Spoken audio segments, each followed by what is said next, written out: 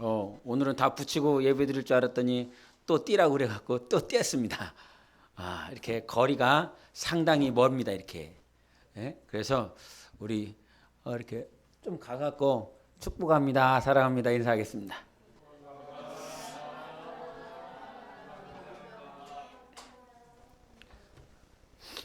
네, 오늘도 함께 해주셔서 감사하고요. 자, 오늘은 말씀을 주보 보셨습니까? 주보 오늘 제목이 무엇입니까? 이제 확인하시면 안 되는데 당신은 복 있는 자입니다 라고 하는 것입니다. 그래서 오늘이 내 삶에 우리 영혼에 내가 정말 복이 있는 사람인지를 한번 보시고, 하나님께서는 그 복을 거두어 가시는 분이 아닙니다. 할렐루야. 줬다가 빼드시는 분이 아닙니다. 그 복을 영원히 주시고자 하시는 분이십니다. 그래서 창세전에 그리스도 안에서 신령한 복을 주시기로 우리를 예정하시고 택하셨고 부르신 하나님이십니다. 그래서 오늘 하나님께서 우리에게 주시는 복을 함께 누리기를 원합니다. 자, 우리가 믿음주의와 행위주의라고 하는 단어가 있습니다. 믿음주의는 뭘까요, 여러분? 믿음주의는 뭘 것 같습니까? 믿음이면 다입니다, 이겁니다. 믿음이면 다예요. 근데 그것과 상반되는 개념은 아니지만 그것과 연관성에 있는 단어가 행위주의입니다. 행위주의는 뭘 것 같습니까, 여러분? 행위. 이게 행동해야 된다는 것입니다.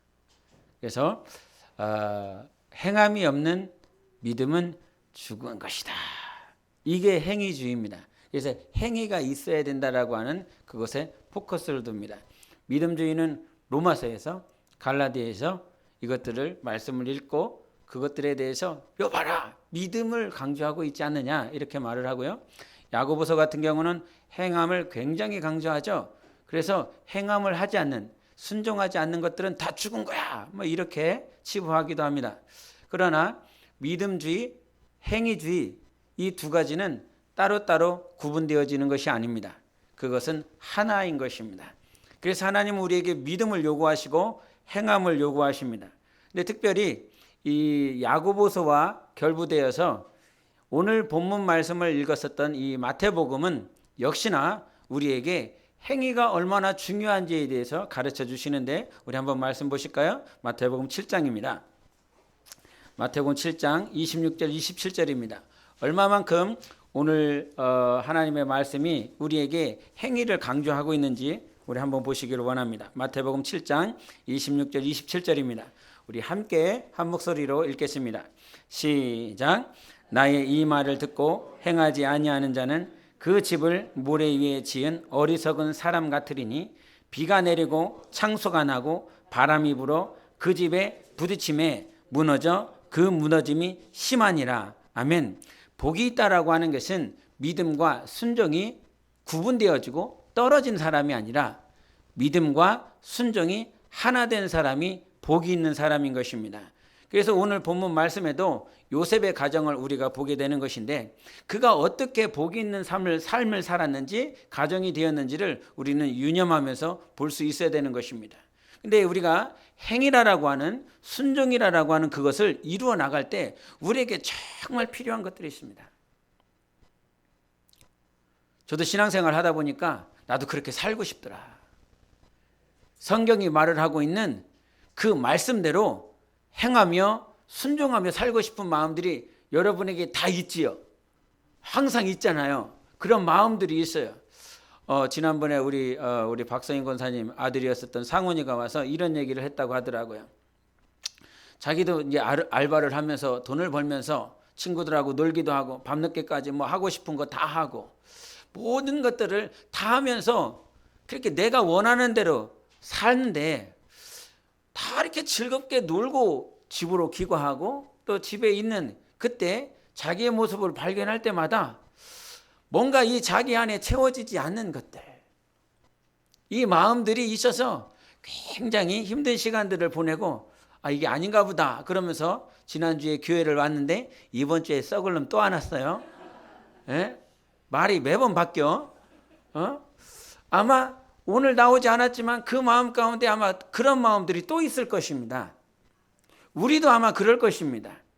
매 순간 매 분초마다 우리가 싸우는 것이 있는데 하나님의 말씀은 이 말씀인 것을 알겠고 주님이 나를 정말 사랑하셔서 하신 말씀인 것을 알겠는데 나는 실제적으로 그렇게 그 말씀대로 살고 싶어. 이것이 복이라고 하는 것도 알아. 그러지만 그렇게 되어지지 않는 자기의 모습들 때문에 굉장히 괴로운 모습들이 여러분에게 또 우리 가정에 그런 상황들, 문제들을 바라보면서 굉장히 고민하기도 하고 좌절스러운 시간들도 있을 것입니다. 그래서 우리에게 중요한 것들이 있는데요. 한번 에스겔서를 보시겠습니다. 에스겔서 36장입니다. 36장 우리 26절을 보겠습니다. 36장 26절 우리 27절까지 같이 보시겠습니다. 구약 1207페이지입니다. 36장 26절 27절 우리 같이 읽겠습니다. 시작.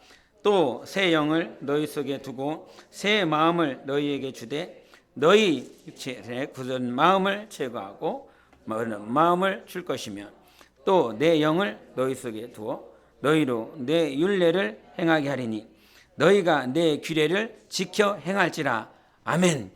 이 마지막에 보면 율례를 행하리니 또 너희가 내 규례를 지켜 행할지라 이렇게 말씀을 하셨는데 사실상 이거는 중요하지 않아요.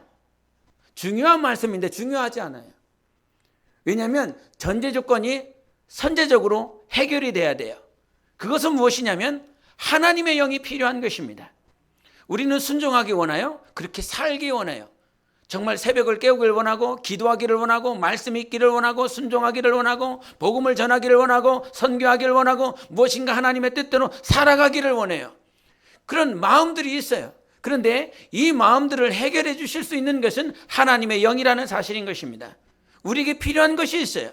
그건 하나님의 영인 거예요. 그래서 너희 뜻대로 되어지지 않아. 너희가 계획한 대로 되어지지 않아. 오직 하나님께서 계획을 이루시는 하나님이시지요. 사람이 계획한다 할지라도 그것을 이루시는 분은 하나님이신 거예요. 우리의 계획이 하나님께 붙잡혀야 되는 것입니다. 그래서 네 마음이 새로워지기를 원하느냐? 우리 한번 26절 다시 한번 읽겠습니다. 시작. 또 새 영을 너희 속에 두고 새 마음을 너희에게 주되 너희 육신에서 굳은 마음을 제거하고 부드러운 마음을 줄 것이며. 아멘. 새 영이 필요한 것입니다. 하나님의 영이 우리 안에 임하면 어떤 현상이 벌어집니까?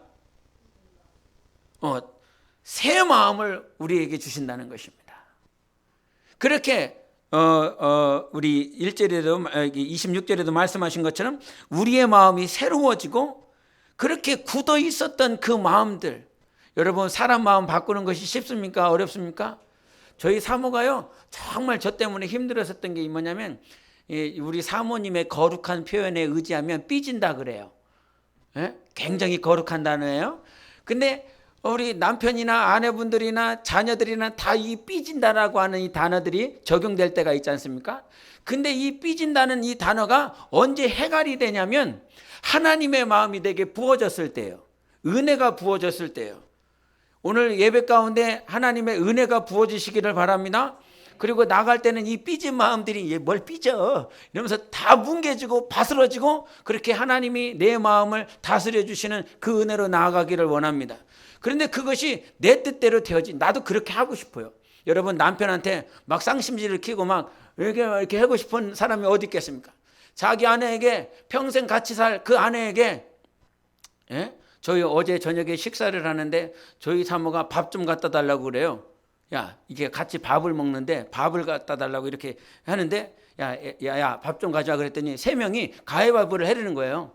이런 싸가지들. 제가 속으로요. 야, 사모님을 얼마나 사랑하면 그냥 뻘떡 일어나고 밥 퍽퍽 하고 오지. 세 놈 중에 하나 결정해자.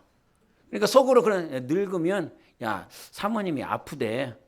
사모님이 힘들다니까 우리 셋 중에 누가 가야 되는데 가위바위보에서 보내자. 이런 생각이 드니까 서글퍼지더라고요. 다 필요 없어. 지금 정말 사모님을 사랑하면 제가 가겠습니다. 이렇게 되지 않겠습니까? 근데 가위바위보였고 한 놈 보내더라고요. 우리 삶 가운데 그렇게 살고 싶은 마음들이 많이 있지만요. 정말 필요한 건 하나님의 마음인 것입니다. 하나님 정말 기도해야 될 제목이 있어요. 다른 것 기도하는 것이 아니라 나는 그렇게 살고 싶지만 그렇게 살게 하시는 분은 하나님이시라는 사실입니다. 그래서 그냥 헛 영이 아니에요. 새 영이라고 말씀해 주셨어요. 하나님은 우리 육신 안에 하나님께서 우리 생기의 그 코에 불어넣어 주셨어요. 생명이 되게 한 존재예요. 그럼에도 생명이 됐음에도 불구하고 영적 존재가 되었음에도 불구하고 우리는 영적 존재이기 때문에 영적 생활을 할 수 있는 것이 아니라 이 생명이 된 우리 존재에게 하나님의 영, 새 영이 필요한 것입니다.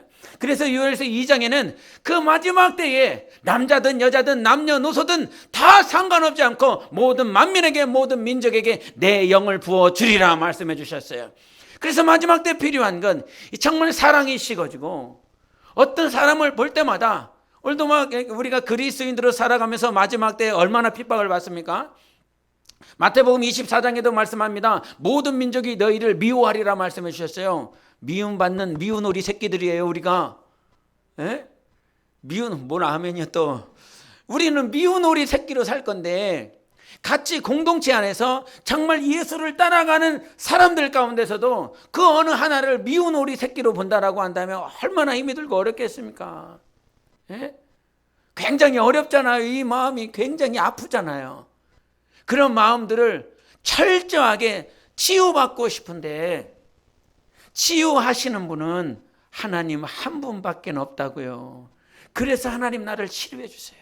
새 마음을 주세요. 새 영을 부어 주세요. 그래서 하나님은 우리에게 새 영을 부어 주셨습니다. 사도행전 2장에 새 영이 우리에게 임하였어요. 그래서 여러분은 복이 있는 사람이라는 것입니다. 새 영이 임하였기 때문에 하나님은 우리에게 믿음을 주셨고요. 새 영이 임하였기 때문에 그렇게 살 수 있도록 우리에게 힘을 주신 것입니다. 그래서 내 율례와 내 규례를 행할지니라, 이거는 그냥 되는 거예요. 이거를 해야 되겠다, 이거를 해야 된다, 이게 아닌 겁니다. 새 영이 임하고 마음이 변화되니까 하나님께서 그렇게 행하도록 우리를 이끌어 주시는 것이지요. 그냥 그 길로 가게 만들어 주시는 거예요. 그래서 기차를 타면 그 레일을 따라 갑니다. 부산까지 가는 그 종착역에 그 레일을 따르면 그대로 가게 되어 있는 것입니다. 새 영과 새 마음으로 변화된 사람들은 그냥 자동적으로 율례, 하나님의 말씀을 행할 수 있도록 하나님께서 우리에게 힘을 허락하여 주시는 것입니다. 우리 마태복음 1장 19절과 20절에 요셉의 마음을 이렇게 볼 수가 있는데요. 한번 보실까요? 마태복음 1장 19절 20절 같이 보겠습니다. 마태복음 1장 19절 20절입니다. 시작. 그의 남편 요셉은 의로운 사람이라 그를 드러내지 아니하고 가만히 끊고자 하여 이 일을 생각할 때에 주의 사자가 현몽하여 이르되 다윗의 자손 요셉아 내 아내 마리아 데려오기를 무서워하지 말라 그에게 성령으로 된 것이니라. 아멘. 여기에서 보면 요셉의 생각이 나오지 않습니까? 요셉의 생각은 지극히 인간적인 생각이지요. 나랑 결혼할 사람인데 약혼한 사람인데 어느 순간 갑자기 애를 뱉다라고 온다라고 그런다면 어떻게 돼야 돼요? 의심해 봐야지요. 그렇죠. 그런 거예요. 나랑 결혼하기로 약속을 했는데 갑자기 애배 갖고 왔다 그러면 이거 굉장히 혈기충만한 사건인 것입니다. 그래서 지극히 인간적인 생각을 하고 있었어요. 우리도 굉장히 지극히 인간적인 생각을 할 때가 있어요. 그 인간적인 생각이 맞다라고 생각하고 그 계획을 추진할 때가 있어요. 그런데 인간적인 생각이 아니라 오늘 천사가 와서 하나님이 보내신 그 사자로 말미암아 하나님의 음성을 듣게 됩니다. 그렇게 하지 마. 네 생각대로 하지 마. 네가 원하는 대로 하지 마. 이것은 하나님이 계획한 거야. 하나님이 너에게 성령으로 잉태되도록 너의 가정을 이끄신 거야 라고 말씀하고 계세요. 여러분, 하나님께서 그와 같이 내 생각으로 살아가고 싶은 순간들, 생각들, 그런 것들이 얼마나 우리에게 많이 있습니까? 그런데 내 생각이 아니라 하나님의 생각대로 살아갈 수 있도록 하시는 분은 하나님이시라는 사실이에요. 그 생각, 내 생각 얼마나 많아요. 굉장히 싸우잖아요. 그러나 우리는 복받은 사람이에요. 하나님이 우리에게 가르쳐 주세요. 하나님이 우리를 인도해 주세요. 그래서 하나님께서 인도해 주신 대로 살아갈 수 있도록 하나님께서 내 삶에 레일을 깔아주시는 것이죠. 그래서 주님이 길이에요. 그 길 따라갈 수 있도록 인도하시는 분이시라고요. 어제도 섭리에 대해서 나누었습니다. 섭리가 무엇입니까? 하나님께서 모든 일들을 계획하셨는데 그 계획한 모든 일들마다 개인이나 아니면 한 단체나 그런 작은 사건들을 통해서 하나님이 자기 자신을 드러내주시고 나타내주시는 사건이에요. 그래서 이 섭리에 대해서 우리는 선한 섭리가 있는 것 같고 마치 악한 섭리가 있는 것 같아요. 내가 봤을 땐 이건 선한 거야, 좋은 거야. 그러면 우리는 어떤 걸 바라보게 돼 있어요? 선한 거, 좋은 거, 그것만이 하나님이 역사하시고 하나님이 나와 함께 하시는 증거야, 이렇게 말을 해요. 그러나 성경은 그렇게 말하지 않아요. 우리가 창세기 45장에 보면 요셉의 고백을 볼 수 있잖아요. 그때 당신들이 나를 인도한 것이 아닙니다. 그와 같이 얼마나 치욕스러운 시간들을 보냈습니까? 억압받고 누명 쓰고 감옥에서, 정말 그 지하 감옥에서 눅눅한 곳에서 얼마나 누명 쓴 시간들을 살아가요. 그럼에도 불구하고 그의 고백은 사람이 한 게 아닙니다. 형님들이 한 것이 아닙니다. 이것은 하나님께서 하신 것입니다 라고 고백해요. 여러분, 그와 같은 눈이 떠지기를 바랍니다. 우리 삶에 하나님이 함께 하고 계십니다. 그래서 복이 있는 사람은 오늘 악한 환경인 것 같아, 내게 힘들고 어려운 환경인 것 같아, 그럼에도 불구하고 하나님을 인정해 보십시오. 하나님이 여기 계십니다. 하나님이 오늘 나와 함께 계십니다. 그것이 복이 있는 사람들의 고백이라는 것입니다. 그래서 모든 상황들마다 하나님을 고백할 수 있도록 내 안에 새 영이 역사하시는 것입니다. 그것이 복이 있는 자들의 고백인 것이에요. 자, 오늘 복이 있는 사람의 두 번째는, 우리는 가정이 잘 되기를 원하시지요? 그래, 안 그래요? 당신 자손이 잘 되기를 원하지요? 나보아세요.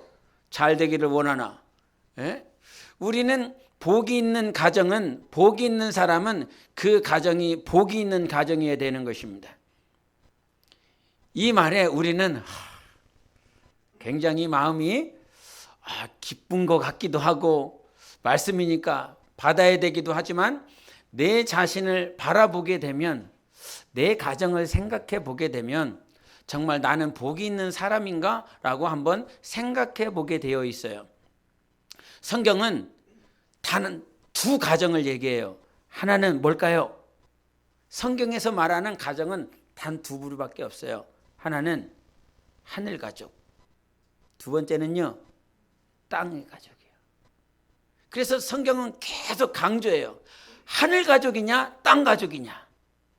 우리 마태복음 한번 12장을 보시겠습니다. 마태복음 12장 50절을 보겠습니다.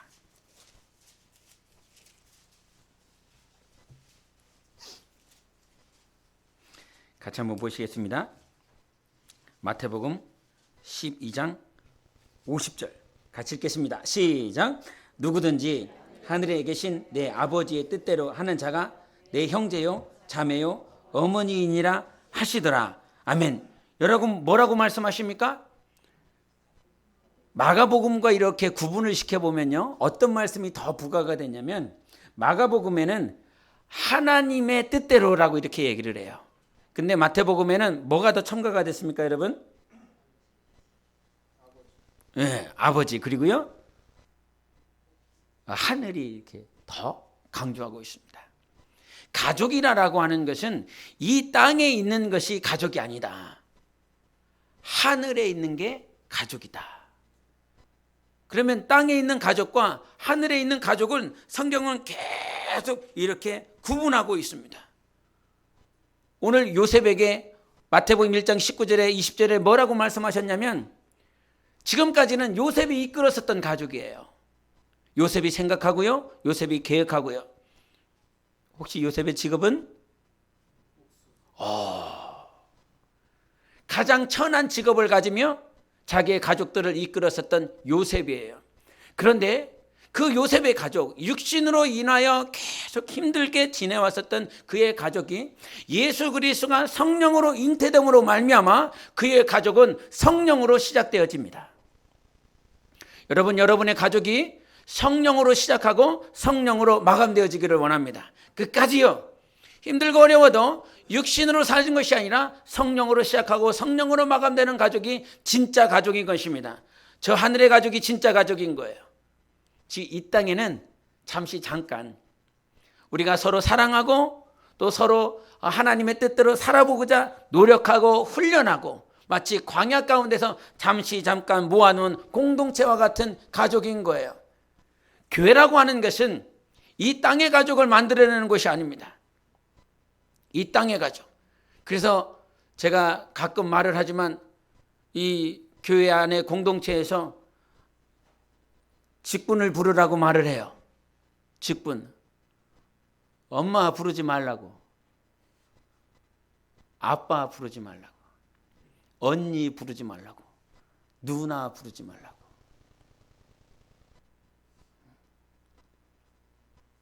하늘의 가족인 거예요. 하늘의 가족. 얘가 아니에요.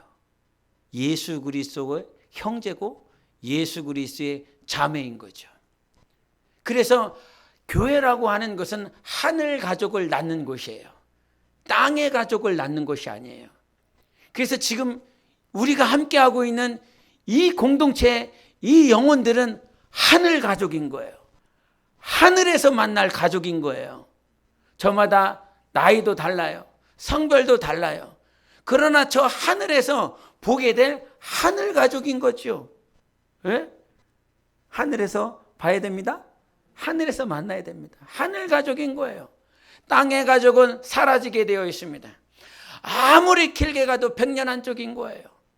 그 100년 안쪽에 그 가족들을 우리는 세우기 위해서 열심히 몸부림치지만 그것은 사라집니다.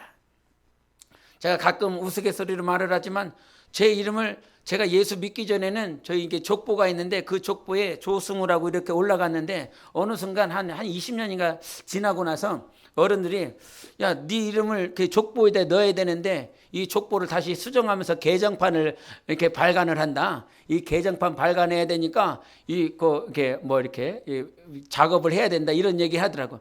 저 거기다 넣지 마시라고. 거기다 싫다고. 그냥 넣지 마시라고. 이제 그 당시 이제 어렸을 때 그냥 생각인 거죠.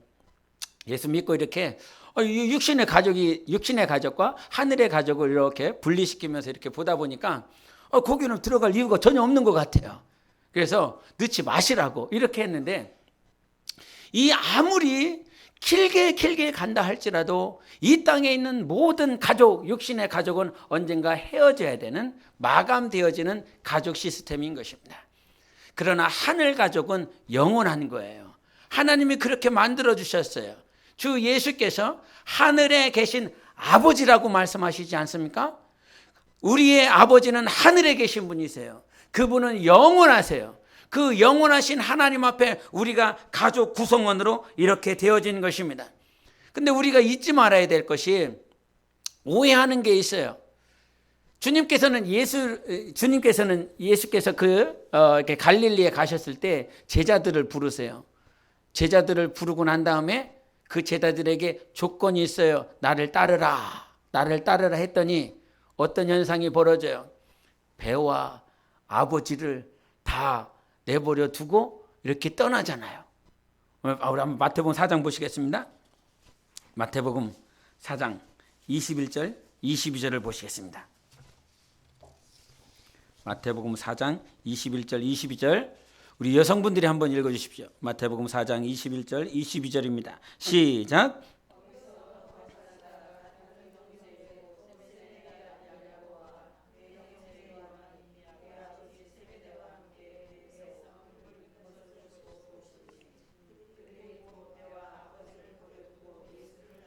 네, 아멘. 예수님이 부르니까 배도 버려두고요. 자기 직장도 버려두고요. 아버지고 버려두고 다 떠나버려요. 그리고 예수님께서 이게 복에 대해서 하나님이 갚아주실 그 복에 대해서 막 얘기를 하니까 베드로가 얘기를 합니다. 예수님, 우리는요 아비전토 친척을 다 버렸습니다. 이와 같이 버린 우리들에게 하나님께서는 어떻게 복으로 갚아주시겠습니까? 이 땅에서도 복을 받고 다음 내세에도 복을 받으리라 이런 말씀을 하세요. 우리는 이 말씀을 보면 어떻게 되는 거예요? 아비전토를 네가 나를 버려야 되는 거예요. 철저하게. 싸가지예요. 철저하게 버려야 되는 거죠. 직장도, 아버지도, 어머니도, 형제도, 자매도 이 땅의 육신의 가족은 철저하게 다 버려야 되는 거예요.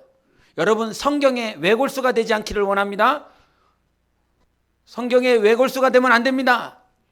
성경의 전반적인 것들을 보며 하나님의 뜻이 무엇인지를 알아야 돼요. 다 버렸어요. 분명히 하나님께서는 버린 자들에게 하나님은 다시 갚아주실 것이고 내세에서도 하나님께서 기억하시라고 말씀해 주셨어요. 그럼 여러분 이제 돌아가셔서 오늘 아버지를 다 버리시기를 바랍니다. 어머니를 다 버리시고 형제 자매를 철저하게 다 버리시기를 예수 이름으로 축원합니다. 예? 왜 아멘이 되어지지 않지요? 이거는 아멘 하면 안 되는 거예요. 주님이 내려놓으라 할 때 내려놓는 것입니다.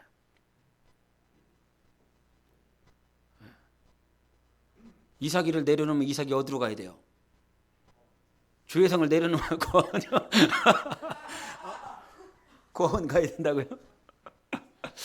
네, 쟤는 고아원 가야죠. 과부된 어머니를 버리면 양로원으로 가셔야 되고요. 요양원으로 가셔야 되나요? 그렇게 버려야 돼요. 그러나 우리는 성경은 그렇게 얘기하는 것이 아닙니다. 아브라함에게 이삭을 바치라고 그랬습니다. 이삭을 바치라고 그랬으면 철저하게 그 바치려고 했을 때 다 죽여야지요. 그런데 주님은 이삭을 살려내십니다. 이삭을 철저하게 저 내동댕이 치고 분리되어지고 완전히 포기되어지는 그 삶으로 이삭을 내려놓으라고 말씀하시지 않았어요. 주님이 우리에게 믿음을 요구하실 때가 있습니다. 주님이 믿음의 단계에서 너 지금 내려놔야 된다라고 말씀하실 때 있어요. 그때 내려놓을 수 있어야 됩니다. 그러나 그것은 버리는 것이 아닙니다. 저거는 내 자식이 아닙니다. 내 부모가 아닙니다. 이게 아닌 것입니다. 성경은 무소유를 가르치지는 않은 거예요. 무소유를 가르치는 것이 기독교가 아닙니다. 무소유 아무것도 없어야 된다라고 하는 것이 예수님의 말씀이 철저하게 아닙니다. 주님은 오히려 소유하라는 거예요. 가지라는 거예요. 그런데 가지는 것이 전부가 아니라는 사실입니다. 무소유가 복이 있는 사람이 아니라 네가 가진 그 소유를 어떻게 사용할 것이냐를 물어보시는 거예요. 하나님이 너에게 주신 그 자녀를 어떻게 사용할 것이냐, 하나님이 너에게 주신 그 물질을 어떻게 사용할 것이냐, 하나님이 허락하신 그 가정을 너는 어떻게 사용할 것이냐. 베드로는 다 버렸습니까? 안 버렸습니까? 여러분이 생각해 보세요. 베드로는 다 버렸나요? 안 버렸나요? 아비전도 친척을 다 버렸습니까? 안 버렸습니까? 그렇지 않습니다. 장모가 열병에 걸렸을 땐 그 장모에게 찾아갑니다. 자기 장국을 극진히 섬깁니다. 장모라고 얘기해요. 사도 바울도 말을 합니다. 사도 바울이 베드로가 사역을 하는 것을 보니까 날마다 그 사역하는 그 틈바구니, 그 사역에 누가 함께 합니다? 누가 함께 합니까? 아내가 함께 합니다. 자기 아내와 늘 함께 하면서 사역을 같이 하고 있습니다. 주님께서 베드로에게 다 버려라, 모든 것을 포기하라, 이게 아닙니다. 하나님께서 우리에게 주신 것을 어떻게 쓰고 있느냐라고 하는 것이 중요한 것입니다. 우리가 빌레몬을 알고 있습니다. 빌레몬 누구죠? 한번 빌레몬서를 보실까요? 빌레몬서 1장을 보시겠습니다. 빌레몬서 1장 2절을 보시겠습니다. 같이 보겠습니다. 빌레몬서 1장 2절입니다. 시작. 자매 아비아와 우리와 함께 병사된 아키포와 내 집에 있는 할렐루야. 성경 다 읽었습니다. 성경 다 읽어버렸는데 거기에 보니까 어떤 말씀이 있냐면요. 자매 아비아와 우리와 함께 병사된 아키포와 내 집에 있는 교회에 편지한다 그럽니다. 빌레몬서는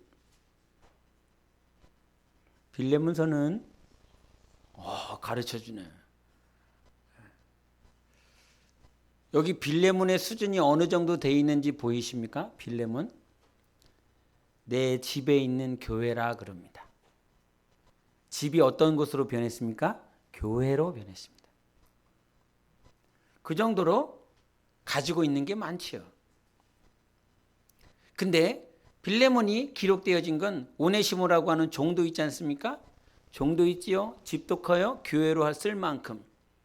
자기가 가지고 있는 것이 이거 다 없어져야 된다라고 하는 것이 아니라 오늘 하나님께서 나에게 주신 것을 어떻게 하나님의 영광을 위하여 쓸 것이냐가 더 중요한 것입니다. 하나님은 복이 있다라고 하는 것은 그 복은 하나님의 나라를 위해서 먼저 그 나라와 의를 위해서 어떻게 네 삶을, 네 가정을, 네 자녀를, 네가 가지고 있는 물질을, 네가 가지고 있는 모든 것들을 사용할 것이냐. 그와 같은 계획과 그와 같은 기도가 있는 사람이 복이 있는 자인 것이지요. 아무리 빌레몬이 교회를 할 수 있는 그런 처소, 그 집을 가지고 있다 할지라도 하나님의 나라와 의를 위해서 사용받지 못하는 집이라면 주님께 봤을 때는 아무런 의미가 없는 거예요. 예? 어제 바자회를 했어요. 예? 바자회를 하면서 여기 이렇게 밖에다가 다 놓고 옷을 이렇게 팔았어요. 다 1,000원짜리. 얼마나 여기 위에 있으면서 얼마나 팔까 싶었어요. 역시 잘생기신 분들이 잘 팔아요. 얼마나 팔았을까 싶었더니 우리 안수 집사님이 30벌 팔았다고. 30벌이나 팔았어요? 그래봤자 3만 원이에요. 에? 잘 파시더라고요. 그런데 그와 같은 의류들을 하나님의 나라를 위해서 수고하고 기도하고 준비하는 과정들이 있다라고 하는 것이지요. 내 육신이 비록 보잘것없는, 가끔 이렇게 목회를 하다거나 아니면 선교를 하다 보면 만나시는 분들 가운데 연로하신 분들이 있어요. 그분들은 내가 주님을 위해서 할 수 있는 게 뭐가 있어? 내가 하나님을 위해서, 교회를 위해서 할 수 있는 게 뭐가 있어? 우리 황금선 집사님이 기도하는 게 있대요. 돈 보따리. 반드시 응답되리라 믿습니다. 저한테 좀 주세요. 우리 목사님 돈 안 보따리 이렇게, 두 보따리 이렇게. 우리의 기도는 응답된다라고 하는 사실을 믿으십니까, 여러분? 하나님은 우리와 함께 하시는 분이십니다. 그러나 돈을 가지고 한 보따리 내 거야, 이게 중요한 것이 아닙니다. 하나님이 한 보따리 주면 너 뭐 할래? 에? 계획이 없으니까 안 주는 거예요. 계획이 없으니까. 하나님은 우리의 기도를 들으시는 분 아닙니까? 그런데 달라고만 하는데 이거를 어떻게 사용할지. 한나의 기도가 그렇잖아요. 하나님 내 아들을 주시면 농사 잘 짓게 하겠습니다. 우리 집에 대들보로 만들겠습니다. 내가 그 분인 나에게 수모와 모든 고난을 받았는데 내가를 철저하게 씻어내겠습니다. 이게 아닌 거예요. 하나님 앞에 드려 그 당시에 사사기 역사 가운데 누구 인도자가 없었어요. 엘리 제사장도 철저하게 하나님의 말씀과 상관없이 살아가고 있는 그 시대에 한나는 하나님이 자기 아들 주시면 하나님을 위해서, 이 나라와 이 민족을 위해서 하나님 앞에 드려지겠습니다. 어제 식사하는데 제가 자녀 계획을 다시 세웠습니다. 할렐루야. 야, 무슬림들은 애들을 막 이렇게 낳고 있는데 말이에요. 기독교 결혼하는 애들은 왜 도대체 애들을 안 낳는지. 전도 못하면 애라도 많이 낳으라고. 전도 못하면 빨리 결혼이라 해라고. 젊은 것들. 에? 그래서 애들한테 우격다짐의 약속을 받았습니다. 우리는 3마리 이상. 그래서 1, 2, 3이기 때문에 저 9명 이렇게 했습니다. 자녀 계획을 다시 세웠어요. 그래서 9명이 지금 보장되었습니다. 빨리 결혼만 하면 되는 상황인 거예요. 예? 뭐가 다 여기로 왔냐? 예? 하나님께서 우리에게 주신 것, 내게 자녀를 주시면 어떻게 하나님 앞에 나아가겠습니까? 우리는 그것이 먼저 내 안에서 해갈이 되어지고 하나님 앞에 이와 같이 하겠습니다라고 하는 결정이 나야 되는 것입니다. 그것이 진짜 복 있는 사람 아닙니까? 지금 하나님이 주셨는데, 내 자녀를 주셨는데, 물질을 주셨는데 어디다 써야 될지를 모르고 있어. 복이 있는 사람은 하나님의 말씀대로 하나님의 나라와 하나님의 의를 위하여 쓸 수 있는 마음가짐이 있는 사람입니다. 그런데 서두에도 말했던 것처럼 그와 같이 모든 계획들을 모든 실천할 수 있는 능은 나에게 있는 것이 아니라 성령님께 있습니다. 하나님께 있습니다. 그래서 하나님 앞에 구하는 것이죠. 복이 있는 가정이 되기를 원한다면 오늘 요셉의 삶은 그거잖아요. 전 생애 동안 이 마태복음 1장과 2장에 요셉은 단 한 번 등장해요. 그리고 뒤에선 사라져요. 다시 거론되어지지 않아요. 초반부에 등장했었던 이 요셉의 삶은 다시는 기록되어지지 않아요. 그런데 그의 삶 가운데 그는 자기의 가정이 성령으로 시작되어지는 것이었어요. 그 이전까지는 정말 육신에 의지하여 자기 계획대로 가정을 이끌었지만 성령이 임하니까, 성령으로 잉태되니까 성령으로 시작되어지는 그 가정이 기록되어지더라 이 말이지요. 여러분, 저 하늘날에 기록되었어요. 그 생명록에 기록되세요. 내 가정의 삶이 성령으로 시작하고 성령으로 사는 그것이 기록되어져야 되는 것입니다. 다 열심히 살았는데 그 생명록에 아무것도 없어. 그것만큼 분통 터지는 일이 어디 있습니까? 물질을 드렸어요. 내 삶을 드렸어요. 시간을 드렸어요. 그런데 그것이 성령으로 한 것이 아니래. 새 영으로 힘입어서 한 것이 아니래. 종교인들도 그거는 다 하더라. 종교인들도 어떻게 해서든지 수고하고 애쓰는 사람들이 있더라. 그런데 성령으로 한 것이 아니더라. 여러분, 복이 있는 사람은 성령으로 사는 사람인 것입니다. 마지막으로 복이 있는 자는 말씀을 의지하는 자인 것입니다. 마태복음 2장이 등장하는 것이 무엇이냐면요, 헤롯이 등장하는데 그 헤롯이 등장하는 배경은 동방박사들이 왔어요. 야, 유대인의 왕이 태어났대. 어디 있냐? 그런데 헤롯은 전혀 몰라요. 그런데 헤롯이 그 사건 앞에서 행한 행동은 무엇이냐면 어디에 써져 있냐? 말씀이 어디에 써져 있냐? 그래서 율법사들이, 바리새인들이 성경을 가지고 와요. 이 성경을 가지고 와서 성경에 유대 베들레헴 땅에 유대인의 왕이, 다윗의 시로 유대인의 왕이 태어날 것을 기록했습니다. 이렇게 기록하고 있어요. 상황이, 문제가 닥치니까 가는 방향이 있는 거예요. 내가 어디로 가야 될지를 성경은 보여주는 거지요. 이방인이요, 이스라엘 민족도 아니었었던 에돔 족속이었었던 이 헤롯이 자기가 찾아서 해결해야 될 곳, 마지막으로 가야 될 곳, 그것은 말씀이었다는 거예요. 성경을 보니까 창세기 12장 1절 2절에 하나님이 아브라함을 부르시고 나셔서 내가 너에게 지시할 땅으로 가라. 그리고 너는 복이 될지라 말씀해 주셔요. 그러니까 사람들이 복을 생각했을 때에 복은 무엇이냐면 하나님이 약속하신 그 땅을 소유하는 것이구나. 그래서 부동산이 많으면 저 사람은 복 있는 사람이야. 신앙생활 잘한 사람이야. 여러분, 땅 어느 정도 몇 평 가지고 있으세요? 땅 많은 사람이 복 있는 사람이고 어느 순간 하나님의 말씀을 오해하고 있더라는 것이지요. 가나안 땅, 젖과 꿀이 흐르는 그 땅에 들어가서 그 땅을 정복하고 12지파가 그 땅을 다 분비하여 가짐으로 땅을 가지는 것이네. 이 땅의 것들을 소유하는 자가 복 있는 자. 어느 순간 그것이 철저하게 잘못 오역되어졌어요. 오해되어지고 있어요. 그런데 시편 1편 1절에 뭐라고 말씀하십니까? 복이 있는 사람은 하나님께서 복의 개념을 철저하게 다시 한번 수정해 주세요. 가지고 있는 자, 땅을 가지고 있는 자, 부동산을 많이 가지고 있는 자, 건물을 많이 가지고 있는 자가 복이 있는 자가 아니라 오늘 하나님의 말씀을 즐거워하여 그 말씀을 주야로 묵상하는 자가 복이 있는 자인 것입니다. 여러분, 복이 있는 자인 것입니다.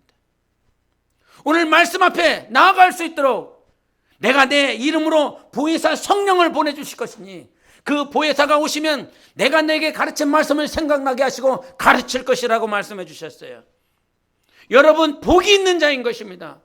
부동산 아무 것이 없어도, 땅 한 평 없어도 하나님은 우리를 복이 있다라고 말씀해 주세요. 부동산에 투자하는 것이 아니라 말씀으로 나아가는 것이지요. 세상 이방인도 말씀을 찾아서 이 문제를 해결하더라 이 말이에요. 우리는요, 무엇 가지고 해결하고 있습니까? 우리의 해결의 모든 길은 말씀이라 이 말입니다. 말씀이 임하면 그 말씀이 역사하는 거예요. 말씀이 임하지 아니하면 그 말씀의 역사가 없기 때문에 우리는 평생 자기가 해결하다가 몸부림치다가 아무것도 문제 해결되지 않고 끝나는 것이 우리 인생인 것입니다. 여러분, 복을 다시 한번 봐보세요. 복이 무엇이냐? 복은 말씀을 사랑하는 사람들이에요. 말씀을 읽는 사람이에요. 그러나 그 말씀이 읽어야 되니까 읽는 사람이 아니라 말씀 보는 게 너무 즐거운 거예요. 오늘 말씀을 보는 것이 즐겁습니까? 그나마 이번 2020년 상반기를 이렇게 볼 때에 성경을 막 읽으시는 분들이 있으시더라고요. 성경을 읽고 더 읽고 읽으시는 분들이 있어요. 우리 황금선 집사님 여기 계시지만 뭐 있어서 말씀드리는 건 아니에요. 저분이 성경을 읽어요. 눈이 아파. 눈이 침침해요. 아파. 그래도 읽어요. 근데 저분이 예수 그리스도를 만나고 나서 하나님께서 성경을 읽어라. 새벽에 일어났는데 야, 성경 읽어야지 이렇게 가르쳐 주신다는 거였어요. 그러면서 자기가 읽으려고 하는 것이 아니라 우리 안에 임하신 성령님께서 말씀 앞으로 나아가게 하시는 역사가 있다는 거죠. 그게 복 아닙니까, 여러분? 그게 진짜 복이잖아요. 말씀을 읽고 말씀을 상고하고 너는 정말 시냇가에 심은 나무와 같아. 너 열매가 나올 거야. 열매가 그렇게 주렁주렁 맺을 거야. 우리 시편 1편 다 아시지만 한번 보시겠습니다. 시편 1편 3절 4절을 보시겠습니다. 시편 1편 3절 4절 같이 읽도록 하시겠습니다. 시작. 그는 시냇가에 심은 나무가 철을 따라 열매를 맺으며 그 잎사귀가 마르지 아니함 같으니 그가 하는 모든 일이 다 형통하리로다. 아기들은 그렇지 아니하며 오직 바람에 나는 겨와 같도다. 아멘. 여러분, 우리는 정말 저도 말씀을 읽을 때 이 말씀이 정말 즐거웠으면 좋겠어요. 그런 소원들이 있어요. 젊었을 때 막 새벽에 막 철야하면서 성경을 읽을 때 얼마나 즐거웠었는지 몰라요. 얼마나 달았는지 몰라요. 근데 요즘은 제 자신을 볼 때 너는 성경을 왜 읽냐? 한 가지밖에 없더라고요. 설교하려고. 설교거리 없는가 싶어서. 그러면서 주님 앞에 계속 진단하며 살지요. 그래서 이번 주에 다시 한번 말씀을 이렇게 성경을 하나 제가 구입했어요. 정말 말씀을 사랑하는 사람. 교회는 말씀이 있는 곳 아닙니까? 정말 교회에 말씀이 없으면 어떡합니까? 하나님의 성전은 그 회당에서 그 두루마리 성경을 자꾸 읽어대는 것이었어요. 회당은 성령이 임했을 때에 하나님의 말씀을 사랑하며 계속 읽는 자들이 나타나기 시작했어요. 여러분, 이 역사가 교회에게 임하기를 원합니다. 여러분, 가정에 임하기를 원합니다. 요셉의 삶은 말씀이 인도한 거 아닙니까? 천사가 임하여 하나님이 임하여 말씀하여 가르치는 것이 무엇입니까? 내가 너에게 말할 때까지 그 자리에서 머물라. 하나님의 말씀이 임했어요. 말씀이 임했어요. 그리고 애굽에 가서 그 말씀이 임할 때까지, 움직여라 라고 할 때까지 그 애굽에서 계속 움직이지 않고 있습니다. 우리는 말씀이 임하지 않았는데도 불구하고 내가 급하니까 애굽에서 빨리 도망가야 되는데 여기서 힘든데 타국에서 뭐 하고 있는지 모르겠어, 그러면서 스스로 움직일 때가 있어요. 그럼에도 하나님이 주신 그 말씀, 그때까지 기다려야 된다. 거기서 네가 원하는 자리에서 기다리지 말고 내가 원하는 자리에서 기다려라. 그리고 네가 원하는 때가 아니라 내가 원하는 때까지 기다려라. 그래서 그 두 가지를 요셉에게 신신당부합니다. 여러분 삶에 하나님이 원하시는 자리에서 기다리세요. 하나님이 원하시는 때까지 기다리세요. 하나님은 죽으신 분이 아니라 아브라함과 이삭과 야곱의 살아있는 하나님이신 것입니다. 살아있는 자들의 하나님인 것이에요. 그래서 그 말씀이 임할 때까지, 말씀의 역사가 있을 때까지 그 말씀을 붙잡고 기다리세요. 하나님은 역사하시는 분이세요. 그분을 신뢰하세요.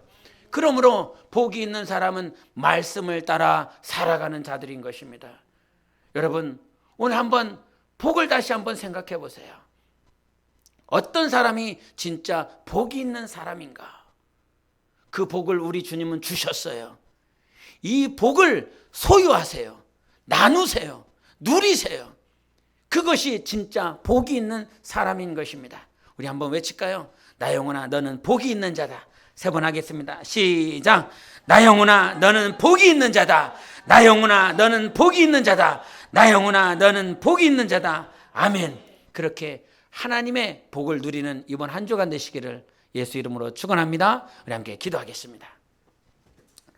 하나님 아버지, 오늘도 우리에게 복을 주셨습니다. 그 영원한 복을 우리에게 주신 하나님, 내게 주신 오늘 이 복, 그 말씀을 붙잡고 여러분 기도하십시오. 하나님 우리의 기도를 듣고 계시는 하나님이십니다. 하나님 오늘 여러분에게 뭐라고 말씀하셨습니까? 이 말씀을 붙잡으세요. 성령으로 기도하세요. 오늘 믿음과 순종의 역사를 이루어내실 분은 새 영의 역사인 것입니다. 성령이 임한 자들이 복이 있는 자들인 것입니다. 하나님이 주신 그 소유를 하나님의 나라와 영광에 하여 쓸 수 있도록 그렇게 인도하시는 복을 누리는 자가 진짜 복이 있는 자인 것입니다. 마지막으로 하나님 우리에게 말씀하셨습니다. 말씀 앞으로 가라. 그 말씀으로 인도함을 받는 자가 복이 있는 자라 말씀해 주셨습니다. 성령의 나를 인도하소서. 새 영으로 새롭게 해달라고 우리 예수의 외치고 기도하시겠습니다.